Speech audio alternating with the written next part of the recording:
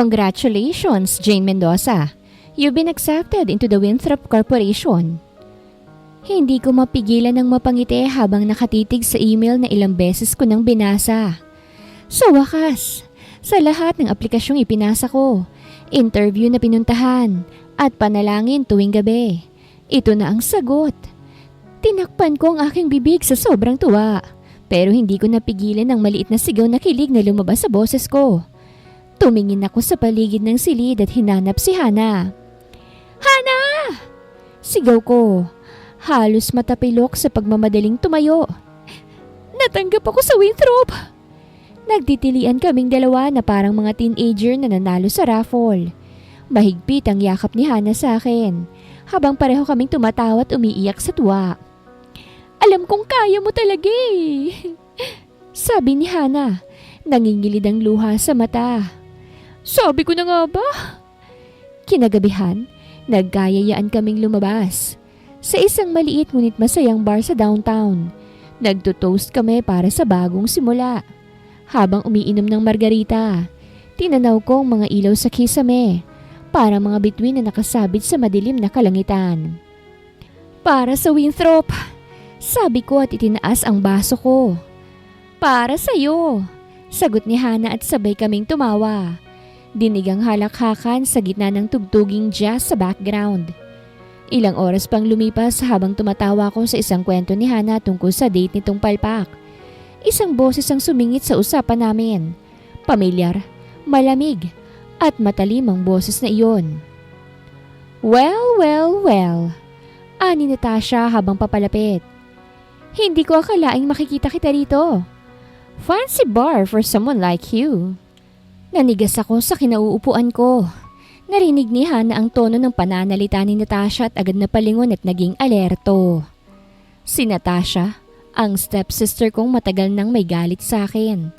Simula nang mamatay ang aking ama, palaging nagkakaroon ng away sa pagitan namin ng stepmother at stepsister ko. Suot ni Natasha ang paborito nitong designer dress at may ngiting nakakaloko habang hawak ang baso ng wine. Tumayo ito sa tabi ng mesa namin na parang inaangkin ng buong espasyo. Bakit may witch dito? Bulong na tanong ni Hana. Mukhang naligaw at nahiwalay sa mga kalahi niya. Bulong na sagot ko, habang pinipigilan ko na hindi matawa. Bakit ka nandito? Naka-jackpot ka ba sa raffle or something? Sabay tawa. Tila ba sinasadya talaga niyang saktan ako sa harap ng ibang tao. Parang natapakan ng pride ko pero hindi na ako ang dating Jane na tatahi-tahimik lang. Hindi ngayong may napatunayan na siya sa sarili. Hindi raffle. Natanggap ako sa Winthrop Corporation today. Kaya kami nagse-celebrate. Pagmamalaki kong sambit. Well. Look who finally got herself a job. Sagot nito sa wakas. May pilit na ngiti. Good for you, I guess. Pero good luck. Hindi basta-basta ang mundo roon. What do you mean? Tanong ko. Winthrop, huh? Dagdag ni Natasha. Tumikim ng wine. Sana naman hindi ka lang taga-mop ng floor doon. Natasha, ani ko, pinakakalma ang sarili. Wala akong panahon para sa pangmamalait mo. Relax, sambit ni Natasha. Nakatingin kay Hana. I'm just saying hi, pero seriously Jane, congrats. Akala ko habang buhay ka ng stocks sa pagiging jobless. Napatingin si Hana sa akin na halatang naiinis na, pero hindi ito kumibo. Alam ni Hana na kaya kong ipagtanggol ang sarili ko, pero ayokong sirain ang gabing to para lang makipagbangayan. Thanks for your kind words. Sarkastikong tugon. Halos mapait ang ngiti ko. But if you'll excuse us, we're celebrating something real tonight. Natahimik si Natasha at tila walang maisagot. Pero nakita kong bahagyang kibot ng panga niya. Isang saglit na pagkairita na hindi niya agad na itago. Ilang segundo pa'y tumalikod siya, parang walang nangyari. Tulad ng dati, laging umaalis si Natasha na may pride. Pero ngayong gabi, iba ang pakiramdam ko. Habang itinutuloy kong inumin ko, Ramdam ko na para bang tumaas ang confidence ko. Hindi na gaya dati kung saan ako ang natutuliro sa presensya niya. Ngayon, kaya ko nang tumayo sa harap ng kahit na sino. Kahit pa kay Natasha. Napataas ang kilay ni Natasha pero ngumiti lang ito ng mapanukso. Sure, enjoy it while it lasts. Tila makahulugang sambit nito. At tuluyang umalis si Natasha. Saglit na katahimikan ang bumalot sa amin. Pero si Hana ang unang bumasag nito. She's still a witch. Bulong niya sabay irap. But screw her. You got in, Jane. That's what matters. Tumango ako at mahigpit na hinawakan ang baso ko. Oo, nandyan pa rin ang mga taong gustong sirain ako. Pero ngayon, mas matibay na ako at hindi ko hahayaang maulit ang dati. Let's drink to that! Sambit ko. Sabay taas muli ng baso habang nakangiti kami. Ngunit ilang sandali lang ay bumalik si Natasha na may dalang isang baso na may lamang cocktail at iniabot sa akin. Okay, Jane. This is for both of you. Congratulations! Sambit ni Natasha. Nagkatinginan kami ni Hana. At hindi ko alam kung anong magiging reaksyon ko. Napakibit balikat si Hana na parabang sinasabi niya na ako ang bahalang magdesisyon. Napatango na lamang ako kay Natasha at tinanggap ang baso at nag-toast kami ni Natasha. Enjoy! Sigaw ni Natasha bago ito umalis. Natawa na lamang kami ni Hana at hindi na siya muling pinansin pa. May sumunod pa kaming tawanan ni Hana. May ilang kwentuhan tungkol sa mga plano ko sa Winthrop. Pero habang lumilipas ang minuto, unti-unti akong nakakaramdam ng kakaiba. Parang may gumapang na init sa katawan ko. Masyadong mainit kahit malamig ang bar. Bumibilis ang tibok ng puso ko at parang unti-unting lumalabo ang paligid ko. Hana! Bulong ko at pilit pinakakalma ang sarili. Parang may mali. Agad na humarap si Hana sa akin. Kita sa mukha niya ang pagkabigla. Jane? Tanong niya habang hinahawakan ang braso ko. Anong nararamdaman mo? Ha? Okay ka lang ba? Pilit akong ngumiti pero pakiramdam ko. Parang gumuguhit ang mga ilaw sa paligid. I don't know. Parang iba yung tama. Namumungay na ang mga mata ko.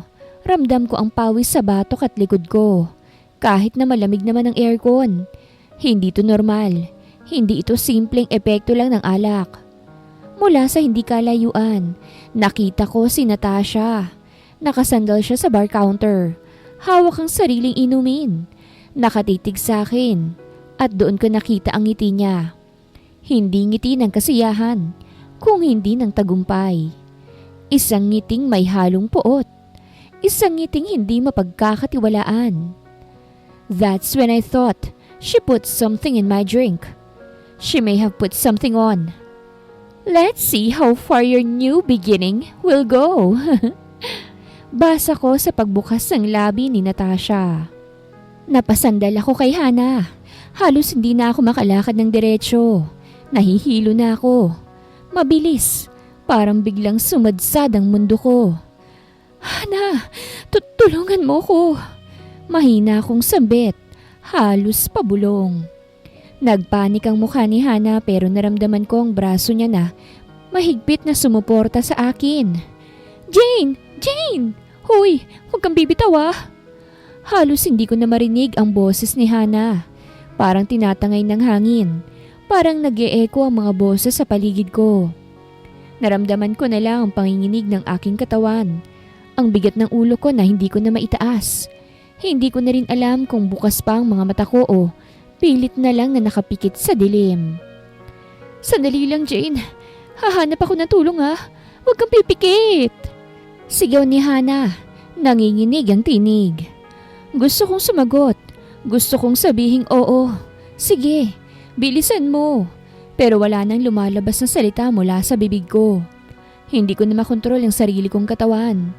Para akong na-stuck sa pagitan ng pagkatulog at pagkagising. Lumulutang sa isang lugar na hindi ko maintindihan.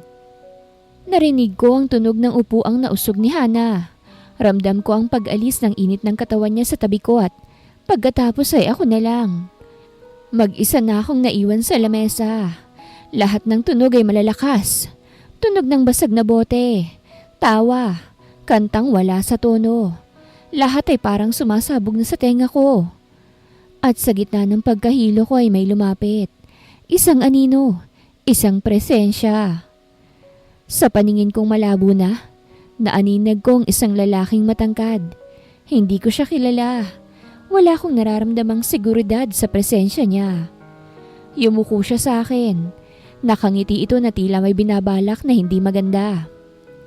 "Hi miss, okay ka lang ba? Mukhang kailangan mo ng kasama." Gusto kong ipikit ang mata ko at mawala na lang. Pero kailangan kong pilitin ang sarili kong magsalita. Kahit pa wala ng lakas ang boses ko. "No, I'm fine." Tugon ko. Hindi siya umalis. Sa halip, mas lalo siyang lumapit. Ramdam ko ang bigat ng katawan niya sa tabi ko. At sunod kong naramdaman ay ang kamay niyang lumapat sa hita ko. Nanindig ang balahibo ko. Mabilis ang tibok ng puso ko. Pero hindi ko maigalaw ang katawan ko. Para akong nakalubog sa kumunoy. Hindi ko na alam kung mas umiikot ang paligid ko o ako lang. "Don't worry." Bulong niya sa akin. Malambing pero may tinatagong lagim. "I'll take care of you. Sayang naman ang gabi, di ba?" "No!" Sumisigaw na ang utak ko pero ang katawan ko parang hindi marinig yon. Pumalag ako. Tinagilid ang katawan ko. Pilit na inilayo ang hita ko mula sa kamay niya. Ang mahina kong kamay ay halos walang epekto nang subukan kong itulak siya. "No!" Mahinang bulong ko. Nanginginig ang tinig. "Wag!" Pero parang wala siyang pakialam. Tuloy lang ang ngiti niya. Parang sanay na sanay. Naramdaman ko ang kamay niya. Papalapit sa ilalim ng palda ko. Parang wala na akong silbi kung hindi maging biktima sa gabing ito. Gusto ko nang sumigaw. Gusto kong tumayo pero hindi ako makagalaw. "Tulong! Hana, nasaan ka na?" Sambit ko sa aking isipan. Habang patuloy akong nilalamon ng init at panghihina, naramdaman ko ang malamig na presensya ng panganib na lalong lumalapit. Ang lalaking yun, ang manyakis, mas lalo pang idinikit ang sarili sa akin. Gusto ko sanang sumigaw, tumakbo pero wala namang tumutugon sa katawan ko. Para akong natrap. At sa mismong sandaling yon, isang kamay ang mahigpit na humawak sa balikat ng lalaki. Mabilis, may bigat at intensyon.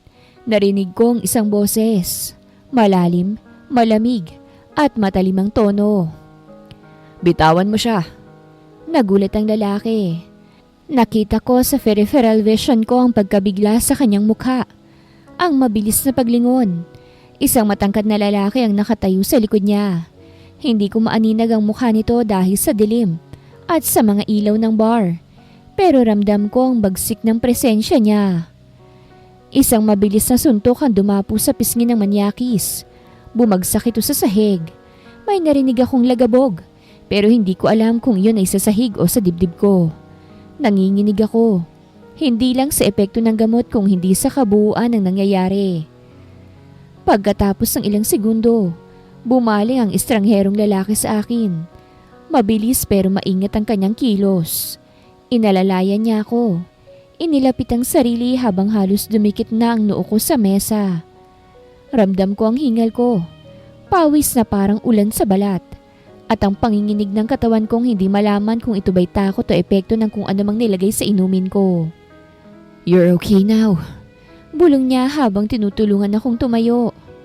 Hindi ko maaninag ang mukha niya, pero kahit malabo ang lahat, ramdam ko ang kamay niya sa likod ko. Mainit, matatag, may kung anong pakiramdam ng proteksyon. Parang bigla akong may sandigan, kahit naman hindi ko siya kilala. "Don't touch me." Bulong ko, pilit na ginagamit ang natitirang lakas. "Hindi kita sasaktan." Sagot niya, banayad pero diretsyo. "Pero kailangan kang mailayo rito." Hindi na ako nakasagot. Pakiramdam ko'y bawat hingay lumiliyo sa loob ng dibdib ko. Ramdam ko na ang init ay kumakalat sa balat ko. Tumitibok sa pagitan ng hita ko at nagpapalabo ng katinuan. Sinubukan kong kumapit kahit konti lang at sa aking huling lakas, nahawakan ko ang laylayan ng coat niya. Please, mahina akong pakikiusap. Halos hindi na marinig. Help me, I need you. Oh woman, wala ka sa sarili mo. Hindi mo alam ang sinasabi mo. Please, I think that's the only way para maibsan ang init ng katawan ko. Napailing ang lalaki. You're hard to resist. Nagtitimping sambit ng lalaki. Binuhat ako nito at naramdaman ko na lamang nang lumapat ang likod ko sa malambot na kama. Don't worry, pananagutan kita. Sambit ng lalaki bago ko nito halikan. Hanggang sa kapwa kami nilamon ng init ng aming katawan. Kinabukasan, pagdilat ng mga mata ko, agad akong sinalubong na matinding sakit ng ulo. Parang may humihila sa loob ng utak ko. Mabigat, parang alo ng pagkalito. Dumaan ang isang malalim na buntong hininga sa dibdib ko habang dahan-dahan akong bumabangon. Hindi ko agad naisip kung nasan ako. Ang paligid ay hindi pamilyar. Maluwang ang silid, elegante. May mga kurtinang putit malalambot na sumasayaw sa hangin. At ang araw ay banayad na pumapasok sa mga salamin ng bintana. Isang hotel room. Hindi ko alam kung paano ako nakarating dito. Nang igalaw kong ulo ko pakanan, nakita ko siya. Ang lalaki, ang estranghero, ang tumulong sa akin kagabi. Nasa gilid ko siya, natutulog, nakahiga sa tabi ko. Maayos ang higa, tila kampante. Napalunok ako. Hindi ako makagalaw ng ilang segundo. Napatitig lang ako sa kanya. Umaasang baka gumising siya at bigyan ako ng mga kasagutang pinipilit kong tandaan. Pero hindi. Tahimik lang siya. At ako, parang sinampal ng realidad. Dahan-dahan akong umiwas. Bahagya akong umurong mula sa pagkakahiga. Pilit sinusuri ang sarili ko. Ang pakiramdam ng balat ko. Ang ayos ng damit. Ang lahat. Ang suot ko'y magulo. Ang damit kong yun ay hindi na pareho. Bahagyang nakataas ang damit ko sa tagiliran. Ang strap ng bra ko ay hindi nasa tamang lugar. Wala akong matandaan na eksaktong nangyari. Basta, mainit, malabo, malabo ang lahat. Pumikit ako ng mariin. Anong nangyari kagabi? Tinangka kong buuin ang mga piraso. Ang bar, si Hana, ang inumin, ang lalaking sumubok bastusin ako at siya, ang estranghero. Naalala ko ang pagkakabig ko sa coat niya, ang init ng katawan ko, ang hindi mapigilang reaksyon ko. Pero pagkatapos nun, wala, blanko. At ngayon nandito ako, sa kama, sa tabi ng isang lalaking hindi ko kilala. Bigla akong nanginig. Hindi ko alam kung dahil sa takot o sa hiya o sa isang pinipigilang sigaw na gustong kumawala mula sa loob ko. Ang sarili kong utak ay kalaban ko. Hindi ko matiyak kung ako ba'y biktima o may kasalanan din sa nangyari. Napakabilis na mga eksena sa isip ko pero wala ni isang malinaw. Mabilis akong tumayo. Halos mapalakas ang paghinga ko habang pinupulot ang bag na nasa tabi ng kama. Hindi ko siya kayang tignan. Hindi ko kayang humarap. Gusto kong mawala. Gusto kong lumayo. Goodness, what happened? Mahinang bulong ko habang inaayos ang sarili. Hindi ko na sinubukang sagutin ang tanong na yon. Wala pa akong lakas para harapin ang katotohanan o ang anumang totoo sa pagitan naming dalawa. Naglakad ako papunta sa pinto. Nanginginig ang mga daliri ko habang isinusuksok ang paa sa sapatos. Hindi ko na inintindi kung maayos pa ba ang suot ko. Basta't makalabas lang ako rito. Ang pakiramdam ko ay parang isa akong multo na sinusubukang umiwas sa liwanag. Pagbukas ko ng pinto, agad akong lumabas. Pinilit kong wag lumingon. Dumiretso ako sa elevator at pagkarating sa lobby, hindi ako huminto. Wala akong pakialam kung may mga matang nakatingin. Ang mahalaga, makalayo ako. Paglabas ko ng hotel, parang bigla akong nilamon ng hangin. Agad akong sumakay sa taxi. Binuksan ang pinto at pumasok. Doon ko lang naramdaman ang kabuuan ng pangyayari. Nawala talaga akong kontrol kagabi. At ngayon, hindi ko alam kung kanino ko ito dapat isumbat. Sa kanya ba? O sa sarili ko? Sana hindi ko na siya makita pa. Dumating na ang araw ng unang araw ko sa kumpanya. Sa kabila ng kaguluhan sa isip ko, kailangan kong kumilos. Kailangan kong magpatuloy. Maaga pa lang ay gising na ako. Hindi ako makatulog ng maayos. At kahit paulit-ulit akong naligo, hindi maalis sa balat ko ang bigat ng nakaraang gabi. Habang nagsusukli ako sa harap ng salamin, pinilit kong ngumiti. Kailangan kong magmukhang maayos. Kailangan kong maging Jane. Yung Jane na matalino, kalmado at profesional. Pero sa ilalim ng bestidang suot ko, hindi ko maikakaila ang kirot sa maselang bahagi ng katawan ko. Bawat hakbang ay may bahagyang kirot. Parang paalala ng isang bagay na hindi ko pa kayang pangalanan. Napakagatlabi ako habang inaabot ang aking bag. Kaya ko to. Bulong ko sa sarili. Kahit ang dibdib ko'y puno ng kabat pag-aalinlangan. Pagdating sa opisina, agad akong sinalubong ng receptionist ng mga ngiting profesional at ng bagong mundo na pilit kong pinapasok. Hi, Miss Jane Santiago? Welcome, dito po ang orientation room. Ngumiti ako, bahagyang yumuko. Thank you. Sagot ko, mahinahon, maingat. Ang boses ko'y tila kabado pero pinilit kong gawing normal. Habang naglalakad ako sa hallway, ramdam ko ang bawat hakbang. Napahinto ako sandali sa harap ng elevator. Huminga ng malalim. Hindi ngayon, hindi dito. Pumasok ako sa conference room kung saan nakaupo na ang ilang empleyado. Lahat sila'y tila masaya, nagtatawanan, nagkakakilanlan. Ako, umupo sa sulok, tahimik, nagpakilala ng maiksi, nagpakitang interesado. Pero ang totoo'y halos wala akong marinig.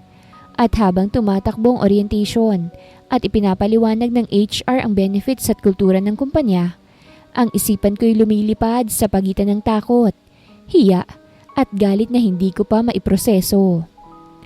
Nang pumasok ang isang matangkad na lalaki sa conference room, sabay-sabay na tumayo ang mga bagong empleyado. May mga bulungan, may mga kilig sa mga mata ng ibang babae. Siya yun, bulong ng isa sa kanan ko. Ang CEO natin, si Zeus Winthrop.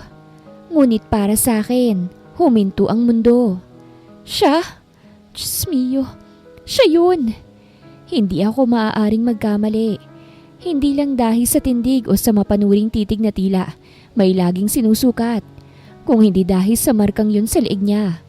Isang mapulang chikinini na bahagyang matatabunan ng kwelyo ng mamahaling long sleeves niya. Pero hindi maitatago. Ako ang may gawa nun. Ako! Bigla akong nanginig. Parang bumalik ang lahat sa isang iglap. Ang apoy sa katawan ko. Ang mga salitang binitawan niya sa gitna ng deliryo ko. Stay with me. At ngayon, narito siya. Ilang hakbang lang ang layo sa akin. Walang bahid ng pagkilala sa mga mata. Nakatitig siya sa buong grupo habang nagsasalita. Welcome to Winthrop Corporation. We're not just building systems, we're building legacies. Wala ni isang kilo sa nagpakita na naaalala niya ako. Mabilis ang tibok ng puso ko. Ang mga kamay ko'y malamig. Bakit hindi niya ako makilala? O baka nagkukunwari siya? Mas nakakatakot isipin ng alinman sa dalawa. Tumigil siya sa gitna ng room. Naglakad ng marahan habang kinakausap kami. Tumapat siya mismo sa harap ko. Saglit na tumingin sa mga mata. Walang pagbabago sa mukha niya. Wala. Pero ako'y halos mabasag sa loob. Miss? Aninag sa boses niyang authority. Pero kalmado ito. Tumango siya sa akin. You okay? Napatango ako. Bahagya lang. Yes, sir. Napalingon siya sa iba. Nagpatuloy sa paliwanag. Parang walang kahit anong koneksyon sa pagitan naming dalawa. Pero ako, halos hindi na makahinga. Ang buong katawan ko'y naninigas habang patuloy kong iniisip, paano? Paano niya ako nakalimutan? O pinili niyang huwag alalahanin? Zeus' point of view. Alam ko. Sa bawat hakbang ko papasok sa conference room, pilit kong pinananatiling kalmadong ekspresyon ko. Wala dapat makahalata, lalo na siya. The woman I spent the night with. Nang itaas ko ang tingin at nakita ko siyang nakaupo sa gitna ng grupo ng mga bagong empleyado. Muntik akong mapatigil, ngunit sanay na akong magtago. Ilang taon ko nang bihasa sa corporate facade, kaya kahit pa sumikdo ang dibdib ko, walang makikitang senyales sa mukha ko. She's here, and I know her. Kilala ko ang bawat hibla ng buhok niya, ang kurbada ng kanyang balikat, ang nanginginig niyang mga daliri nung gabing yun. Hindi ako nagkakamali. Ang chikinining sa leeg ko, ikinukubli ko man sa ilalim ng aking kwelyo. Ramdam ko pa rin ang lagda niya sa balat ko. Bawat marka ng gabing yun, hindi ko makakalimutan. Pero hindi ako nagsalita. Bakit? Dahil kung sasabihin ko sa kanya na kilala ko siya, baka layuan niya ako. Baka hindi na siya muling pumasok sa opisina o lumingon kahit minsan. Nakita ko ang takot sa mga mata niya kaninang tumama ang tingin namin. Nakita ko kung paano siya napatigil sa paghinga. And I hated it, na akong dahilan ng kaba na yun. Gusto ko siyang makilala, hindi bilang isang babae sa isang gabing puno ng pagkabulag at sakit. Gusto kong makilala si Jane, ang totoo niyang sarili. Gusto kong alamin kung paano siya tumawa, kung paano siya magalit, kung anong pangarap niya. Gusto kong lumapit pero hindi bilang lalaking nakaalalay sa kanya sa gitna ng deliryong gabi, kundi bilang taong nakatingin sa kanya ngayon. Dahil kung may totoo ngang may tadhana, siguro't pinabalik siya sa mundo ko para tuluyang hindi na lumayo. Pinatawag ko siya sa opisina ko. Hindi ko alam kung bakit kailangan ko pang gawin to pero hindi ko kayang makita siyang magtangkang tumakas mula sa mga mata ko. Ang mga mata ni Jane ay may ibang klaseng sigla. Isang katangian na hindi ko kayang palampasin. Kaya't nagdesisyon ako. Pumunta ako sa HR at agad kong inilipat ang kanyang pangalan sa aking listahan. Hindi ko kayang pagtakpan pang nararamdaman ko. Kung hindi ko siya makikilala bilang isang empleyado sa departamento ng HR, siguro makikilala ko siya bilang isang sekretarya ko ng personal. Nang marinig ko ang mga hakbang ni Jane, naramdaman ko ang kaba sa dibdib ko ngunit pinilit kong maging kalmado. Nang pumasok siya, ang mga mata niya'y naglalaman ng kalituhan. Nang makita ko ang mga ito, hindi ko maipaliwanag kung bakit. Walang salita, wala ni isang galak o kasiyahan sa kanyang mga mata. Siguro'y natatakot siya. Marahil hindi lang sa magiging reaksyon ng ibang tao kung hindi, pati sa reaksyon ko. "Huwag kang mag-alala, Jane," sabi ko, at tumayo saka naglakad papunta sa kanyang harapan. "Gusto ko lang makausap ka." "Ano pong ibig niyong sabihin, sir?" "I have a proposition for you," sabi ko, tumayo ng tuwid. Ngunit hindi ko kayang ipakita ang lahat ng nararamdaman ko sa loob. "Hindi kita inilagay sa HR department, Jane. I want you to be my personal secretary." Napansin ko ang gulat sa kanyang mga mata, pero hindi ko alintana. Alam kong hindi ito madali para sa kanya. Ang mga alalahanin, ang mga takot, at ang hindi pag-alam kung anong mangyayari sa hinaharap ay malinaw na nasusulat sa kanyang mukha. Ngunit hindi ako magpapatalo. Hindi ko na kayang maghintay pa. "Why?" tanong niya. Ang isang kilay ay bahagyang itinaas, ngunit may bakas ng kalituhan sa kanyang boses. "Because I need someone I can trust, and I think you're that person." Sinabi ko yun ng tapat ngunit hindi ko matanggal ang init na nararamdaman ko. Hindi lang siya isang empleyada. Siya ay isang bagay na mas mahalaga sa akin. "I need you close to me," sambit ko pa sa isip. At doon, habang nakatingin kami sa isa't isa, alam kong may mali sa aking desisyon. Ngunit hindi ko na kayang balikan ang lahat. Si Jane, siyang dahilan kung bakit hindi ko kayang alisin ang tingin ko sa kanya. Ibinaba ko ang aking tingin at muling tumingin sa kanya. Ang mga mata ko'y puno ng determinasyon. "So, what do you say?" Nakita ko ang pagdadalawang isip sa mukha ni Jane. Hindi ko siya kayang mawala. Nag-aalangan pa siya, kaya nagdesisyon akong magdagdag ng incentives. Jane, sabi ko. Tinanaw siya ng matalim at hindi tinatago ang anumang nararamdaman ko. I'm offering you more than just a position here. I'm willing to offer you a generous salary. More than enough for you to live comfortably. I know it's a big decision, but I'm confident you'll make the right one. Habang sinasabi ko yun, hindi ko maiwasang maghintay ng sagot mula sa kanya.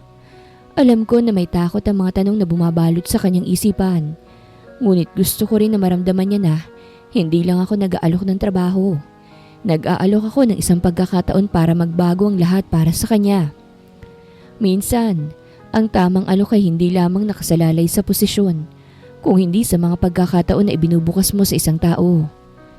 Gusto ko rin makita kung paano siya magre-react, kung pipiliin niyang tanggapin ang lahat ng ito, o kung iiwas siya dahil sa takot. Alin man sa mga bagay na yon. Think about it, Jane. I won't pressure you. But I do hope you'll consider it seriously. Nakita kong dalawang bagay sa kanyang mga mata. Kalituhan at isang bahagyang pagnanasa. Siguro iniisip niya mga possibilities. Ang mga bagay na matagal na niyang hinahanap. Pumapayag ako, sabi niya.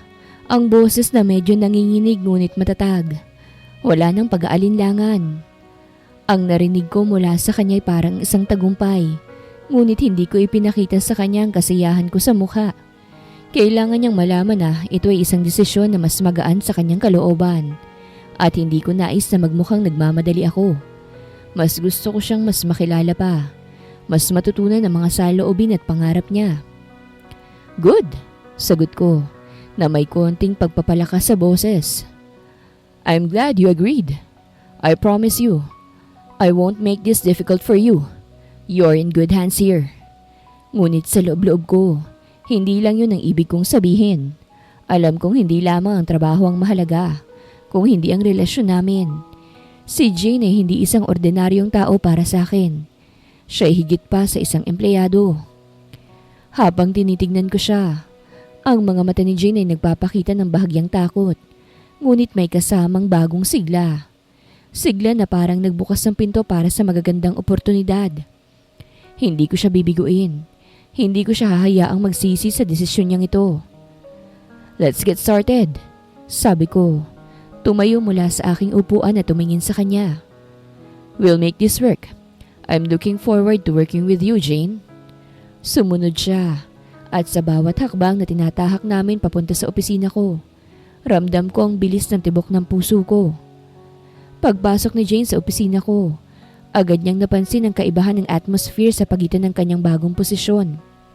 Mas maluwang, mas moderno. Ramdam ko ang kaba sa kanya, kaya't dahan-dahan ko siyang inalalayan upang maging komportable. Take a seat, sabi ko. Itinuturo ang upuan sa harapan ng desk.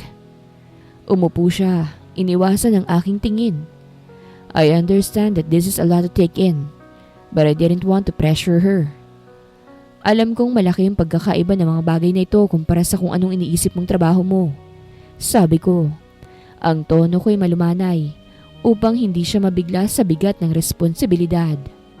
Bumuntong hininga si Jane at tumingin sa paligid ng aking opisina bago siya sumagot. It's a bit overwhelming, sagot niya. Ang boses ay medyo mahina. I didn't expect everything to move this fast. Understandable, sagot ko. Tinitigan siya ng may pangunawa. But you're here because I believe you can handle it. Hindi lang kita inaalok na maging sekretarya ko. Inaalok ko sa iyo ang pagkakataon na matutunan ang bawat aspeto ng kumpanya. Kasama mo ko sa bawat hakbang. Ang mga mata ni Jane ay kumikislap ng kaunting pagdududa, ngunit hindi siya umiiwas. I can see the hesitation, but I also saw something else. Interest, curiosity. Tumahimik kami sandali habang pinapansin ko ang malalaking dokumento sa mesa ko.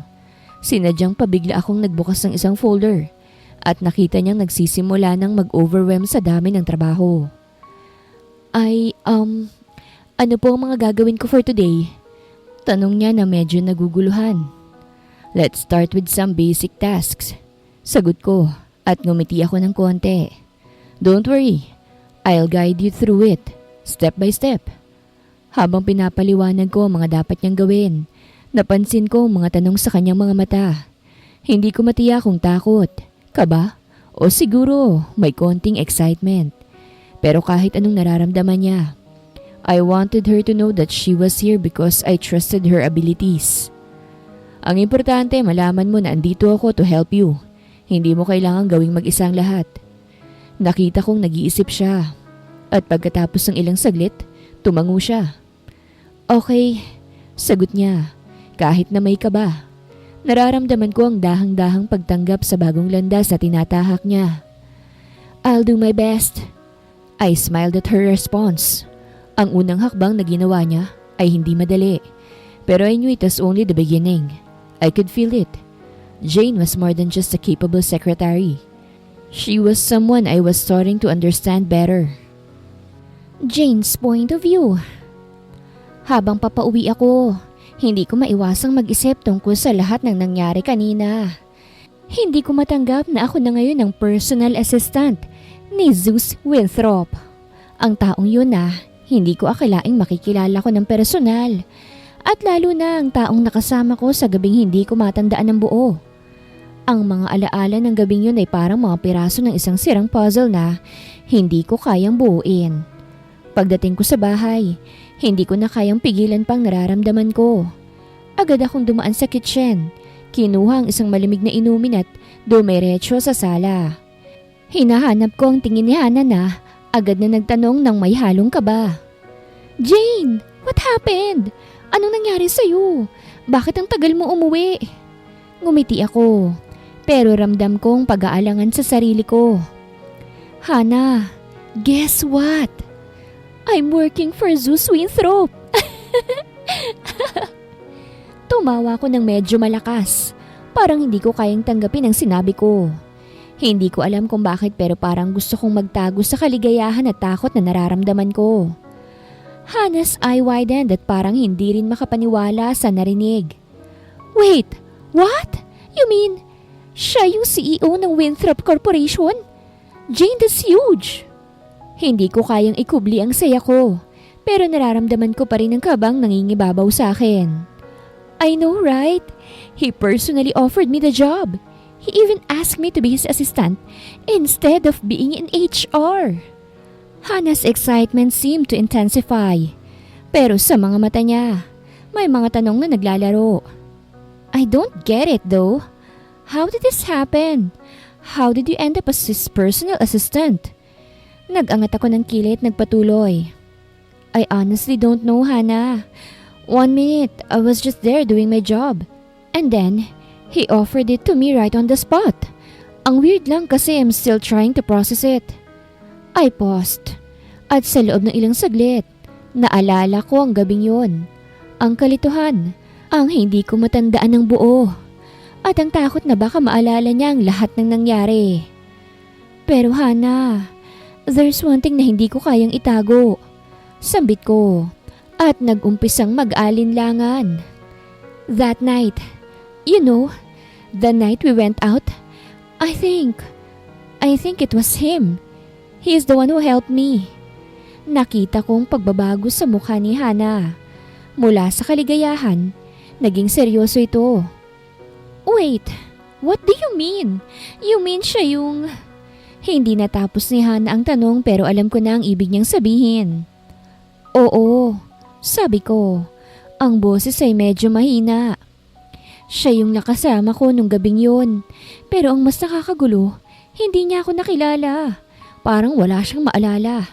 At ako lang yatang nakakaalala sa lahat ng nangyari.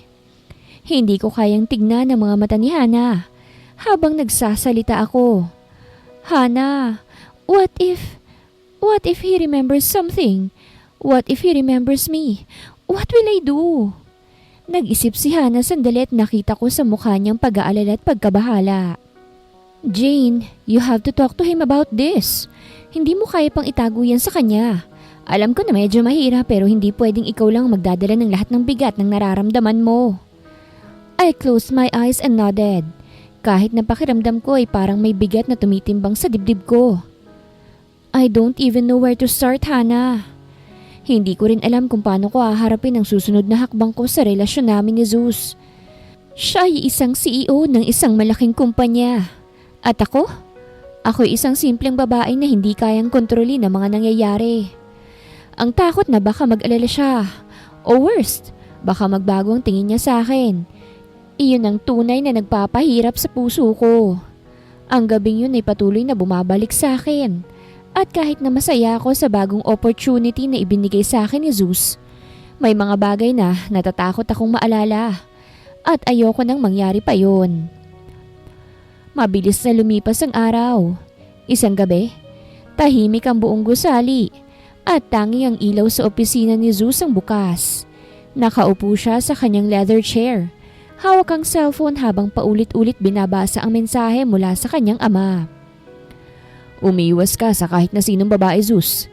Kapag sinuway mo kami, sisirain namin ang lahat ng pinaghirapan mo. You have a fiancé? Remember that? Napakuyom ng palad si Zeus. Ramdam niya ang bigat ng banta ng kanyang ama. Hindi to basta takot lamang. Ito ay pangakong may kakayahang tuparin ng kanyang mga magulang. Mukhang nalaman ng mga ito ang tungkol kay Jane. Now he needs to protect her. Biglang bumukas ang pinto. Si Jane, hawak ang isang folder. Pumasok nang may ngiti sa labi gaya ng dati. Mr. Winthrop, eto na po yung pinapapirmahan mo. Hindi siya makatingin ng diretsyo. Napakaganda ni Jane sa gabing yon.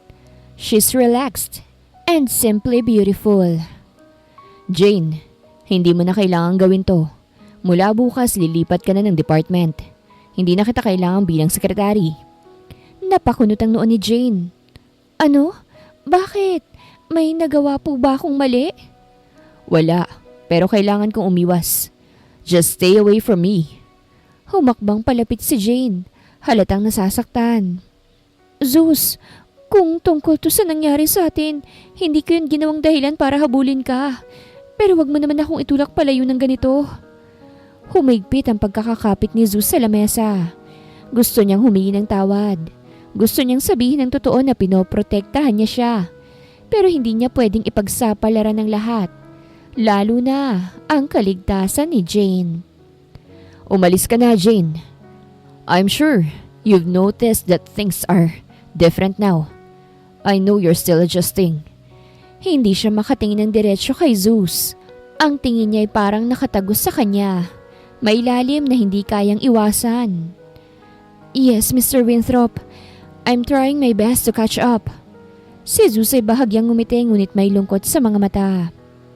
I appreciate your effort, Jane. But there's one thing I want to be clear about. Nagulat si Jane at napansin niyang parang may bigat ang mga salita ni Zeus. What do you mean? Don't think I don't know how you feel. Sabi ni Zeus at nagkatinginan sila ng mata.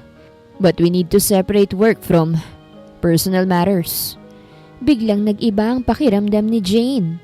Hindi niya alam kung tama bang nararamdaman niyang kabang muli. Napakabigat na mga salita ni Zeus. Ngunit bago pa siya makasagot, nagsalita muli si Zeus. You're doing a great job, Jane. But don't let anything outside of work distract you. Focus on what you're here for. Understood, Mr. Winthrop. Tumango siya at pilit pinipigilan na tumulo ang luha. Nagpasalamat si Jane at kahit may mga hindi pagkakaintindihan sa kanyang puso't isipan, pilit niyang pinipigilan ng lahat ng alalahanin. Kinabukasan ay ginawa niyang busy ang sarili niya habang wala pang utos mula kay Zeus na pwede na siyang lumipat. At habang abala siya sa mga papeles sa kanyang lamesa, narinig niya ang tunog ng mataas na heels na naglalakad sa koridor. Lumingon siya at sa pagdungaw ng kanyang mga mata, nakita niyang pumasok si Natasha sa office ni Zeus. Agad siyang napakunot ng noo at naramdaman ang bigat sa kanyang dibdib. Alam niyang hindi siya pwedeng magkamali. Si Natasha ang nakita niya. Bumuntong hininga si Jane at pilit pinakakalma ang sarili. Nasa labas siya ng opisina kaya mula sa transparent na salamin ng opisina ni Zeus, ay nakita niyang biglang humarap si Zeus kay Natasha at nagbigay ng simpleng ngiti na para bang kilala nila ang isa't isa. Anong relasyon nilang dalawa? Mahinang tanong ni Jane sa sarili. Ang sakit ng pakiramdam ni Jane. Hindi siya makapaniwala na nangyayari ito. Si Natasha na matagal nang nagpapahirap sa kanya. Ngayon ay mukhang si Zeus naman ang target nito at balak pa siyang inggitin. Zeus! Anya. Ang tinig niya'y matamis pero may halong panunukso. I missed you so much. How are you? I've been thinking of you lately eh. May pagkamaarte pa ang tinig ni Natasha na may halong pagkakaroon ng kabit na aura sa katawan. Bumilis ang tibok ng puso ni Jane. Alam niyang may something na hindi tama sa sitwasyon. Sa kabilang banda, hindi niya naman maiwasan na masaktan. Saktong may iaabot pa siyang files kay Zeus na mga oras na yon. Jane, take these files. Utos ni Zeus. Naglakas loob siyang kumatok at pumasok sa opisina nito. Oh, Jane! You're here! Tila nagkunwaring gulat na sambit ni Natasha. I'm sorry Jane, but it's a family matter. Ang sagot ni Zeus kay Jane na parang gusto nitong ipaintindi ang tungkol sa kanila ni Natasha. Habang si Natasha naman ay hindi na nakontento sa pagiging biktima ng pagkatao ni Jane, ay patuloy na iniinsulto siya. Huwag ka mag-alala Jane, ang malinding sabi ni Natasha. I know how hard it must be for you to see your daddy gone. I'm sure you're upset now that you're trying to gain Zeus' attention again. But Zeus is mine. Hindi na nakapagpigil si Jane. Tumayo siya mula sa kanyang desk at tinitigan si Natasha. I'm not here for you, Natasha. And I never wanted any of this. So stop accusing me of things I didn't do. Ngunit hindi pa tapos si Natasha. Ngumisi ito ng may halong inis at pangiinsulto. You're right, Jane. You never wanted this. But you wanted him, didn't you? Now you're just trying to worm your way into his heart like you always do. Daddy's gone, and I've taken over everything now. Don't think Zeus will ever give you the attention you crave for. He has me now. Dahil sa mga salitang yon, parang may matinding sakit na pumasok sa dibdib ni Jane. Ang mga galit na pananalita ni Natasha ay nagpalala sa kalagayan ng kanyang puso. Bawat salitang binibitawan nito ay parang dagger na bumabaon sa kanyang puso. Walang pakundangan at walang kabutihan. Si Zeus naman, sa kabila ng tensyon sa pagitan nilang dalawa ay nanatiling tahimik. Hindi siya kumikibo. Si Jane ay hindi alam kung papaano pa pakakalmahin ang kanyang sarili. Ang mga tanong ay patuloy na gumugulo sa kanyang isipan. Halata namang tinutokso siya ni Natasha upang pumatol siya. Pinipigilan niya rin na huwag bumagsak ang luha mula sa mga mata niya. And Zeus saw it. At hindi yun kinakaya ng puso niya. He can't be hurt and lose her like this. Just to be clear, Natasha, we are engaged by our parents. But I'm not yours, Natasha. Lakas loob na paglilinaw ni Zeus. Nagulat siya. Hindi inaasahan ni Jane na magiging ganito ang sagot ni Zeus kay Natasha. Ang mga salitang yun ay parang hangin na dumaan sa katawan ni Jane. At sa isang iglap, parang nawalang bigat na bumabalot sa kanya. Matapos sa mga galit na sulyap at pananalita ni Natasha sa kanya, ay hindi akalain ni Jane na si Zeus mismo ang magsasalita ng ganito. Si Natasha na halatang hindi nakapaghanda sa sagot ni Zeus ay napako sa pwesto. Ang mukha nito'y puno ng inis at hindi makapaniwala sa narinig. What are you saying, Zeus? Ang tanong ni Natasha. Ang tinig nito'y puno ng galit at pagkabigla. We're supposed to be a family now. Don't you get it? I'm your fiancé. Si Zeus na prenteng nakatayo at seryoso ay tumingin kay Natasha at hindi na nag-atubili. I don't care about the engagement. It's something our parents decided for us. But it doesn't mean I belong to you. I'm not yours, Natasha. I never was. Itinutok ni Zeus ang tingin kay Jane na nag-aalangan pa rin sa kanila ng mga nangyayari at ng kanilang palitan ng mga salita. Hindi na nakayanan pa ni Natasha ang mga sinabi ni Zeus. Tumalikod na lamang to na may kasamang malupit na ngisi. We'll see about that, Zeus. Anya, ang tinig ay puno ng puot at inis bago siya tuluyang umalis. Naiwan si Jane at Zeus na magkasama sa opisina. Ang hangin sa paligid ay puno ng tensyon at hindi masabi ang mga salitang dumadaan sa isip ni Jane. Hindi niya alam kung anong nararamdaman ni Zeus. Ngunit ang mga salitang yun ay may malalim na kahulugan. Malinaw sa kanya na ipinararating ni Zeus na siya ay may kalayaan na piliin ang gustong pakasalan at hindi siya obligado na magpatuloy sa kasunduan na ipinagpapalagay ng iba. He's free to choose at sana ay piliin siya nito kahit sa konting parte lamang. Si Zeus na nakita niyang tahimik at mas seryoso kesa sa dati ay muling lumapit sa kanya. Jane, bulong niya. Ang mga mata nito ay tila nagsasabing may ibig sabihin ng mga salitang yon. Hindi mo kailangang mag-alala. At first gusto kong lumayo sa'yo because I wanted to protect you. Pero hindi ko kaya eh. Hindi ko hahayaan na basta kang apakan ni Natasha sa harapan ko. Zeus. Sa harap ni Zeus, nakatayo si Jane. Ang katawan ay nanginginig. Ang puso ay kumakabog. Hindi niya alam kung anong ibig sabihin ng lahat ng ito. Ngunit isang bagay lang ang sigurado. Nagbabago ang lahat. I want us to make it official. Tama ng taguan, Jane. I remember you. I remember what happened to us. Lalong nanlamig si Jane. Hindi niya inaasahan na marinig lahat ng mga sinasabi ni Zeus. Are you free tonight? I guess wala ka namang ibang pupuntahan. Let's have a dinner date. Hindi makapaniwala si Jane sa sinasabi ni Zeus. Dinner date? Ulit niya at hindi maitatago ang gulat sa mukha niya. Nakatingin siya kay Zeus na matamang nagmamasid sa kanya mula sa kanyang mesa. Ikaw at ako? Yeah, sagot ni Zeus. Ang mga labi ay bahagyang ngumiti. Just you and me. Walang business talk. Walang kasamahan sa trabaho. Tayong dalawa lang. Ang boses ni Zeus ay may halong kalokohan at seryosong alok. Parang may ibang ibig sabihin sa likod ng kanyang tanong. Si Jane na parang hindi pa rin nakaka-recover mula sa lahat ng nangyari ay tila nagdadalawang isip. Ang puso niya ay mabilis na tumitibok sa kaba at kilig. Well, I don't know. Saglit siyang tumahimik. Nag-iisip kung paano sasabihin na hindi siya pwedeng mag-dinner kasama ang CEO niya. Pero napagtanto niyang hindi ito magiging normal kung tatanggi siya. I mean, I'm not sure I can afford the fancy dinner right now.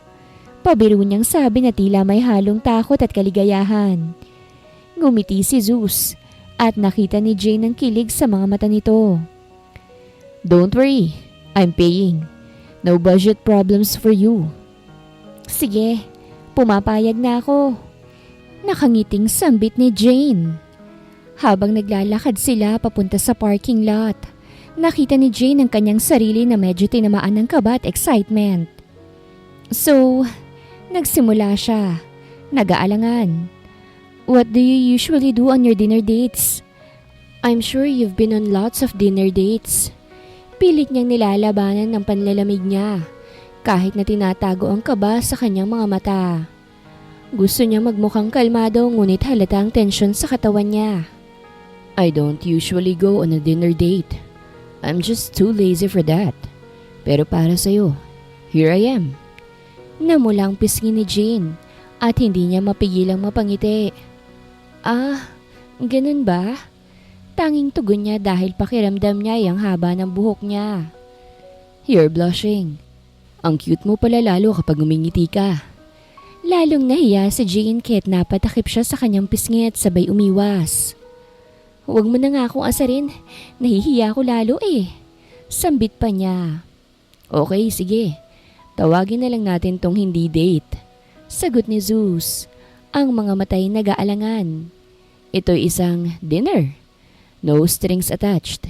Getting to know each other na lang. Biro niya pa na may halong ngiti kaya't nakaramdam ng konting ginhawa si Jane. Habang papunta sila sa restaurant, si Zeus na tila mas relax at komportable ay nagsimulang magbiro. Sa mga unang dinner ko, nagpanggap ako na hindi ko pa alam kung paano kumain gamit ang tamang kutsara at tinidor. Para lang ako magustuhan ng ka-blind date ko. May pagkakataon pa nga na nahulog ako sa harap ng waiter at hindi ko na alam kung anong gagawin ko. Napatawa si Jane. Well, at least hindi ka nagpanggap na pilay o bulag. Yun ang mas mahirap. Biro niya sabay tawa.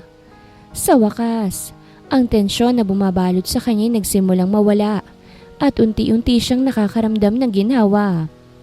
Si Zeus naman hindi nagpatinag, patuloy sa pagpapatawa. Hindi pa, pero malapit na. Magandang pagkakataon din yun eh. Masaya akong hindi ko pa nasusubukan yun.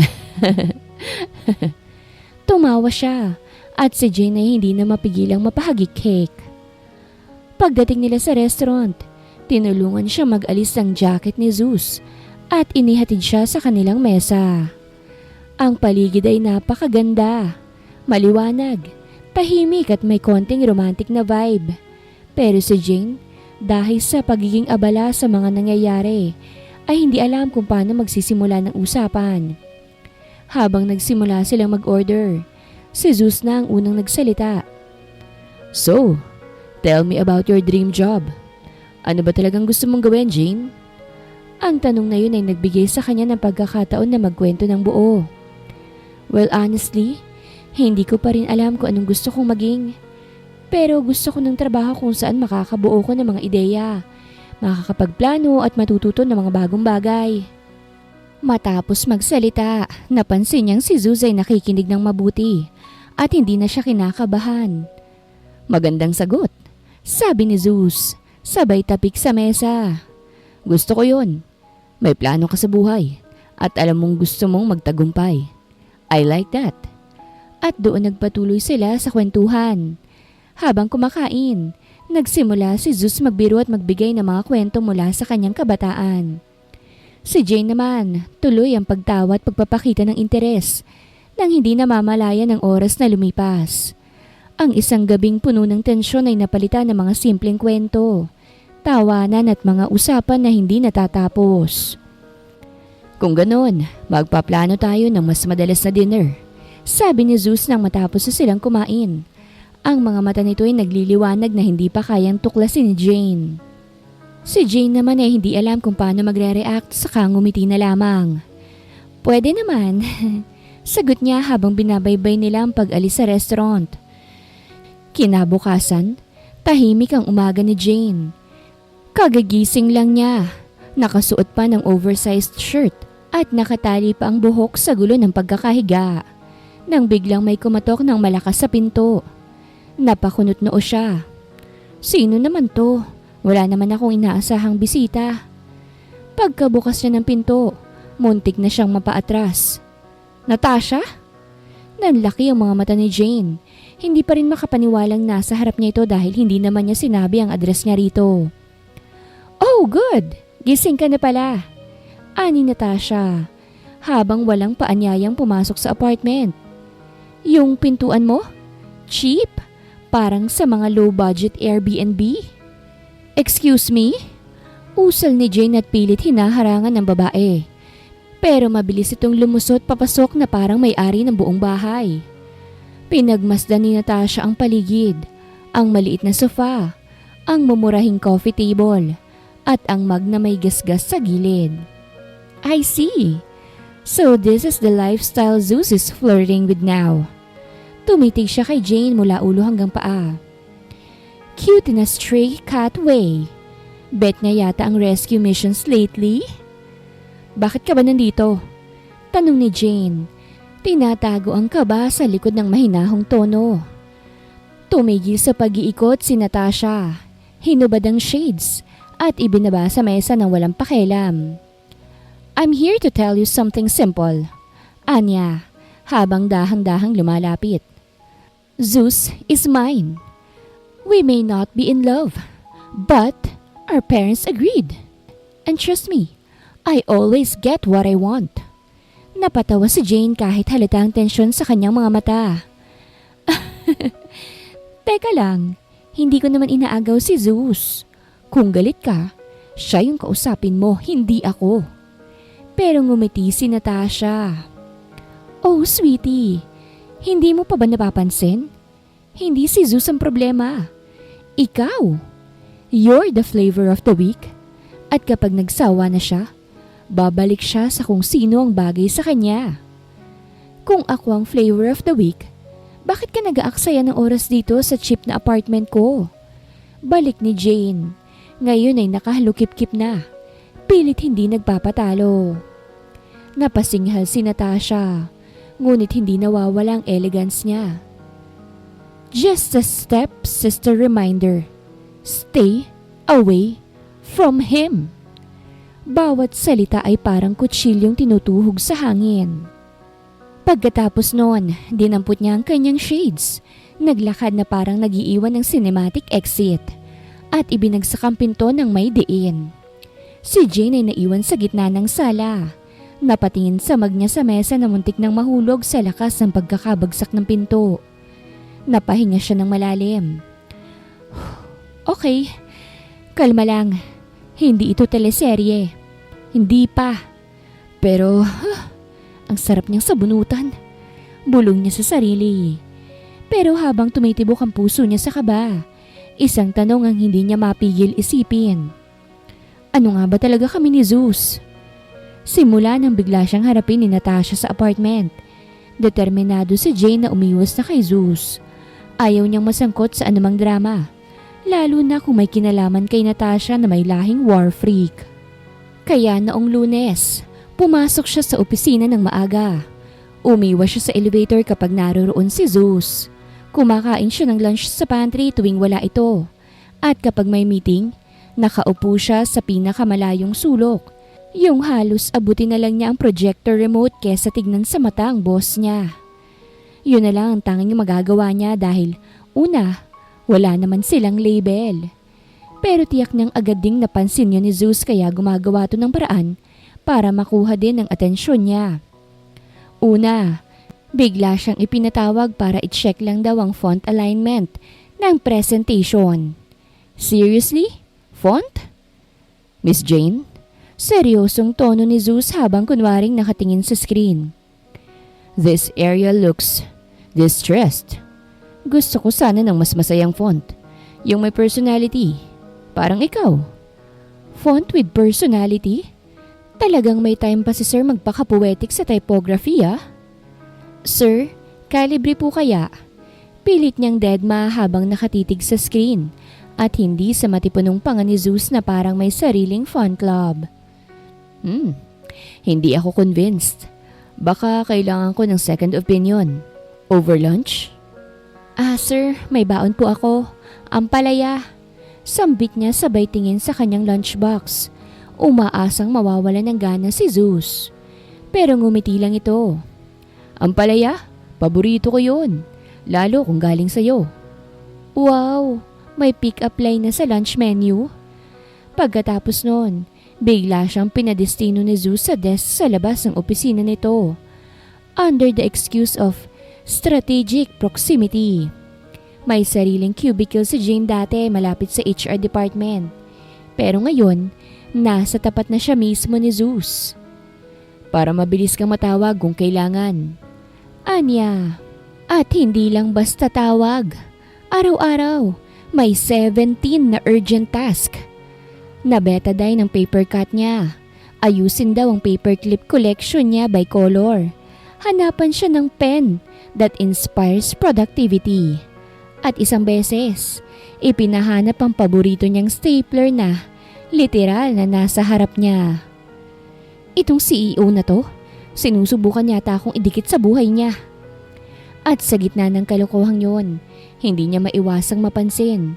Kahit gaano siya umiwas, si Zeus ang tipo ng lalaking maghahanap ng paraan para makuha ang atensyon niya at matulungan siya. Gaya ng kung papaano siya natagpuan nung gabing yon. Ngayon, sa bawat kindat ni Zeus, sa bawat fake task na obvious na gawa-gawa lang, unti-unting bumibigay ang kanyang puso, kahit pilit niyang pinapatibay.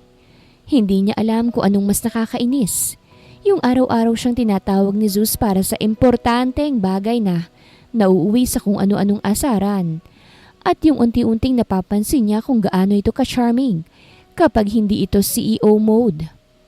Minsan, habang nagtatrabaho siya sa labas ng opisina nito. Lumabas si Zeus na parang bagong gising. Coffee? Tanong nito sabay abot ng mug. Nagulat si Jane. Ikaw ang gumawa? Taste test mo muna. Baka mamaya poison na yan dahil palagi mo akong iniiwasan. Napatawa si Jane. Kung poison yan, at least may cream at sugar. Mas madalas na ang ganitong banter sa kanila. May mga pagkakataon kapag pareho silang late mag-lunch, sabay silang bumababa ng cafe sa ground floor. Isang beses, pinilit siya ni Zeus na mag-order ng double burger. Stress reliever yan. Anya. Paano to nakaka-relieve ng stress? Nakakabilibil ka mo. Pwede kong yakapin yan kung gusto mo. Sagot nito, sabay kindat. Oy, harassment yan ah. Biro ni Jane habang hindi maitago ang ngiti. Hindi lang siya, pati ang mga tao sa opisina. Napapansin ang kakaibang closeness nila. Lalo na nang minsang nahuli sila ni Jerome sa pantry. Nagbibiruan habang sinasandalan ni Zeus ang ref at si Jane naman ay may hawak na plastic spoon na parang espada. Ang dami mong arte, Zeus. Hindi to ice cream scoop. Dessert spoon lang to. Sa kamay mo kasi kahit kutsara, weapon na. Ay sorry, akala ko kasi boss ka, hindi bolero. Sa halip na magalit, tumawa lang si Zeus. At doon niya na na-realize, wala na yung pader sa pagitan nila. Hindi na siya yung simpleng assistant lang. Hindi rin lang siya yung babaeng muntik nang gumuho sa gabing yon. Ngayon, isa na siyang parte ng pang-araw-araw ni Zeus. At ang mas nakakakaba, unti-unti, gusto na rin niyang maging bahagi ng buhay nito. Kahit alam niyang hindi ganun kadali ang lahat, lalo na kung may fiancé pa rin ito. Pero sa bawat ngiti ni Zeus, sa bawat accidental hand touch nila sa table, at sa bawat pabulong nitong, "You look extra cute today," mahirap na talagang umiwas. At baka nga, ayaw na rin talaga niyang umiwas. Gabing-gabi na sa opisina at silang dalawa na lang ang natira. Tahimik na ang buong floor. Tanging ilaw mula sa glass walls ng opisina ni Zeus ang nagbibigay liwanag. Nakatayo si Jane sa harap ng mesa nito. Hawak ang mga papel na kailangang pirmahan. Pero pareho silang hindi kumikibo. Ramdam niya ang tensyon. Parang may iniipon na kidlat sa pagitan nila. I told you, you didn't have to stay late. Mahinang sabi ni Zeus habang pinipirmahan ang huling dokumento. I told you, I don't mind. Sagot ni Jane pero may kaba sa dibdib. Tumayo si Zeus. Mabagal ang galaw. Parang sinasadya. Lumapit ito sa kanya. At bago pa siya makalakad paalis, nasa harap niya na ito. Malapit. Masyadong malapit. Tila tumigil ang mundo niya sa isang iglap. Jane. Bulong nito na halos parang hininga lang. Hindi siya nakakilos. Ang mga mata ni Zeus ay nakatitig lang sa kanya. Matalim pero may halong paglalambing. Tila nag-aalangan itong lumapit, kaya siya ang unang gumalaw. Isang iglap ng kabaliwan. Inilapit niya ang labi sa kanya. At doon, tuluyang sumabog ang init. Hinawakan ni Zeus ang kanyang bewang. Marahan sa una pero unti-unting naging mapang-angkin. Ang mga labi nila'y nagtagpo sa isang halik na hindi lang matagal nang nais matikman ulit, kung hindi puno rin ng damdamin, init at pagnanasa. Inangat siya ni Zeus at pinaupo ito sa mesa nito. Hindi inaalis ang halik. Mabilis ang mga hininga nila. Ang mga kamay ay sabik na humahaplos. Naghahanap ng kumpirmasyon na totoo ang sandaling to. Tell me to stop. Bulong ni Zeus sa pagitan ng halik. Hindi siya sumagot.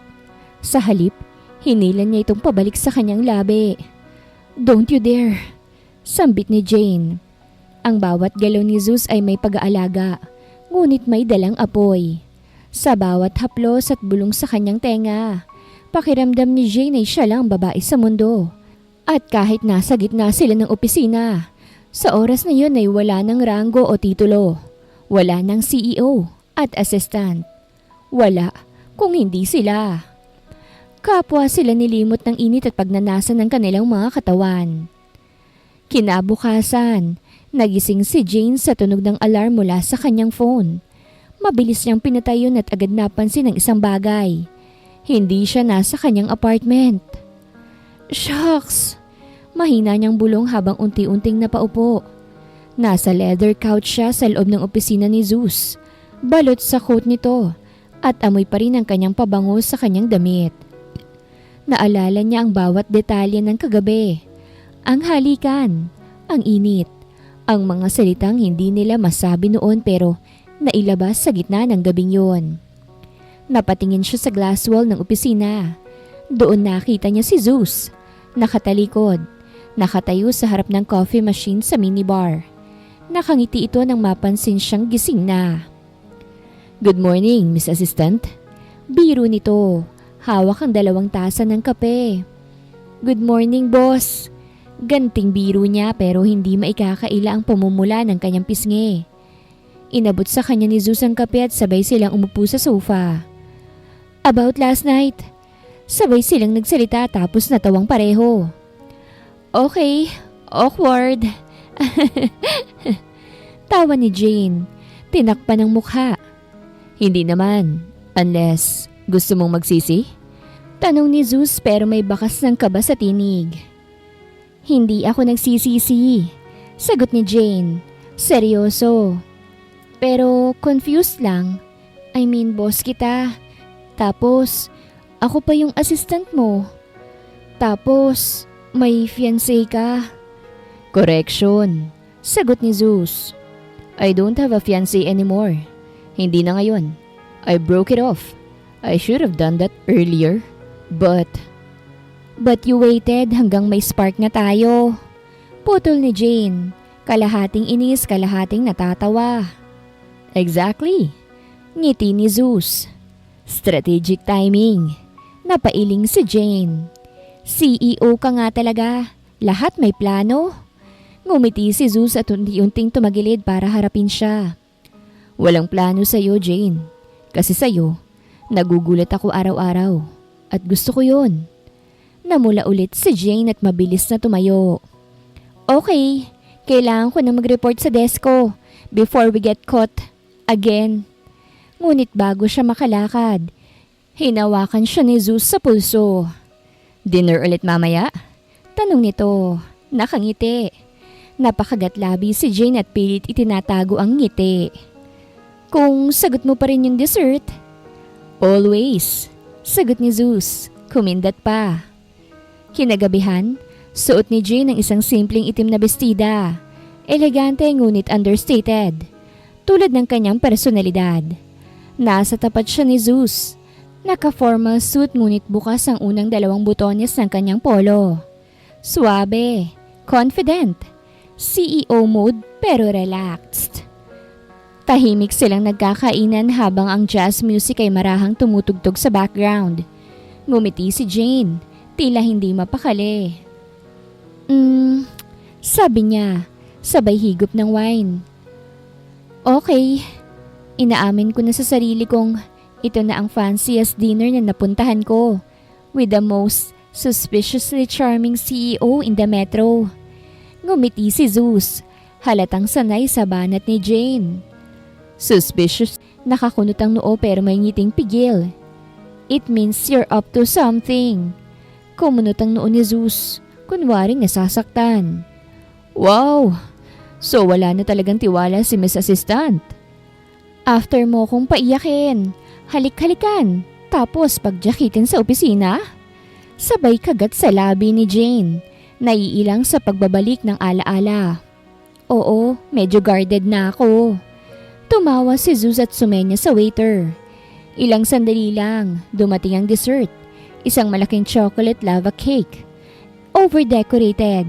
May edible gold dust at halatang may extra element sa gitna. Napataas ang kilay ni Jane. "Okay, wow! Dessert pa lang parang pang-proposal na ang plating." Ngumiti si Zeus at sa tonong medyo formal pero halatang kabado. Sinabi niya, "Actually, kasi proposal na talaga yan."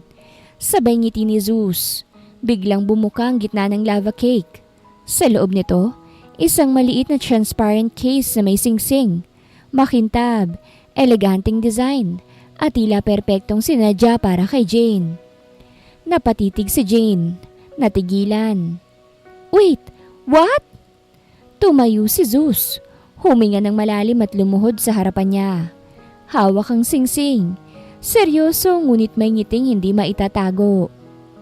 Jane Mendoza. Paninimula niya. Hindi kita minahal dahil planado. Minahal kita kahit buong mundo ay against sa atin. At ngayon, gusto kong ipagsigawan sa lahat na ikaw lang ang gusto kong makasama. Sa opisina, sa gabi, sa mga kalituhan, at sa lahat ng deadline sa buhay ko. Natawa si Jane sabay takip sa kanyang bibig habang unti-unting tumutulo ang luha ng tuwa. Zeus, seryoso ka ba? May chocolate pa tong proposal mo. Exactly, sagot ni Zeus. Sweet, messy, unexpected, katulad natin. Huminga si Jane ng malalim, pinipigilan ng matinding kilig. Okay, fine. Yes! Yes! Nagsigawan ng ilang diners na nakasaksi sa eksena. Ang ilan ay pumalakpak pa. Tumayo si Zeus at niyakap si Jane. Masiglang binubulong ang mga salitang hindi na niya kayang pigilan. Pero for your information lang, boss. Bulong ni Jane habang yakap siya.